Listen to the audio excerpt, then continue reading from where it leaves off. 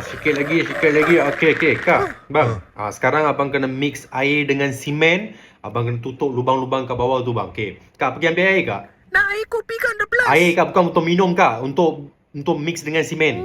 Buat Oh. construction kak. Dek, air perigi boleh kan? Kak, mana-mana air kan boleh kak. Pergi ambil air jiran pun boleh kak. Pergi ambil. Okey, Janji saya pergi air. sekarang. Okey? Okey bang. Nanti air tu abang kena mix dengan simen bang. Okey, Bukan simen. pasir bang. Oh, bukan. Hari tu abang mix dengan pasir nak buat tanaman ke apa bang? Okey. Cool. Mana bini bang? Jatuh dalam perigi ke bang? Dah sampai tu. Air dah sampai. Okey bang. Sekarang abang pergi ambil satu papan. Okey? Dekat belakang tu bang. Tepi dilekat kat tiang tu bang. Okey. Kak, abang akan tuang air. Dek, boleh minum sikit tak?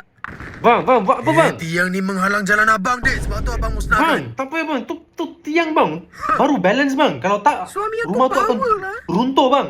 Takkan runtuh ni rumah abang. Jangan risau, dek. Bang.